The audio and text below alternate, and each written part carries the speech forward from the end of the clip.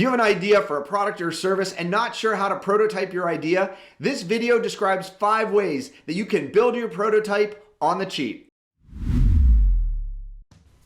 I'm Dr. John, the Entreprofessor, and today we're talking about prototyping.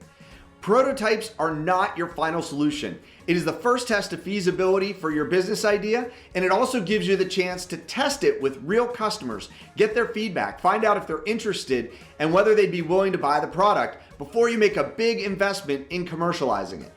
Here are 5 ways that you can build your prototype, and some of them are shockingly simple, but all of them can be very inexpensive with maybe just a little bit of research and some knowledge on your part. The first one is a sketch. This can be on a napkin, it can be on a piece of paper, graph paper, it can be anything where you put pen and pencil to paper and draw out what you have in mind. So many ideas have been developed at happy hour on a napkin sketch. And so this can be a great way to sketch out your idea to show others what you really have in mind. It also can help you to really think through the details of your solution. Then you can show it to prospective customers. You might post it on your social media channels to see if you get a response. You might show it to a friend or someone you know has the need that your solution would address. You can create an online poll. Anything that can give you something useful will help you to know whether your idea has legs. Number 2, you can create slideware. Similar to a sketch, you're actually creating an image that represents your product in some way. Maybe doing it on a Google slide or PowerPoint slide or something you create in Canva to show what the product looks like and start to even mock it up in the way you would if you were making an ad. This can be another great way to put an idea out to prospective customers and get input, get feedback, start to see if it's really creating interest and getting a response. This can be good information as you decide how much time and energy you want to invest in a particular idea.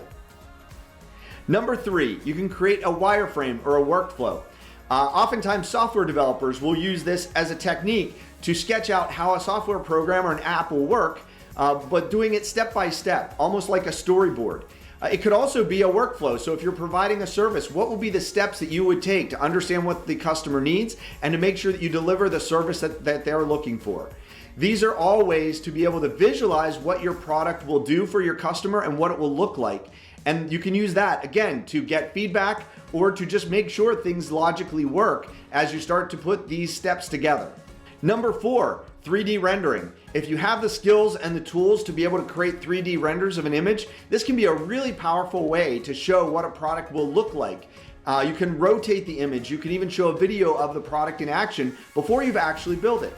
Now, of course, this takes a little bit more knowledge and know-how and some specialized tools, but at the same time, if you have that ability, it can be a great way to show what it is that your vision is to potential customers to get feedback, even to start creating some buzz. Examples of 3D modelers that are free or very low cost include Blender, Wings 3D, and Natron.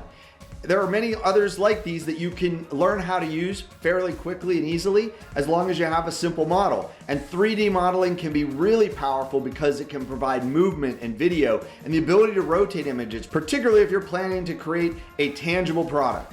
Number 5 is tangible modeling. You can use a 3D printer, clay, a CNC machine with wooden materials, paper, aluminum, any kind of medium that can help you to create a 3-dimensional image or form of your product that you can show, that you can use to demonstrate what it is that you'll do and the value that you'll create for your customers. These are just a few simple ways that you can create prototypes of your product or service idea and get it out there in the world in front of customers and get feedback about it. This is the best way to learn whether a product or idea is going to work and if customers are going to be interested in it. Stay tuned for a future video when we talk about ways that you can test prototype ideas on the cheap. If you like this video, please click like and subscribe down below. I'd love to hear your comments about different types of prototype ideas you have and ways that you will go about creating prototypes. So leave your comments below. All the best bringing your idea to life with a prototype. Keep going.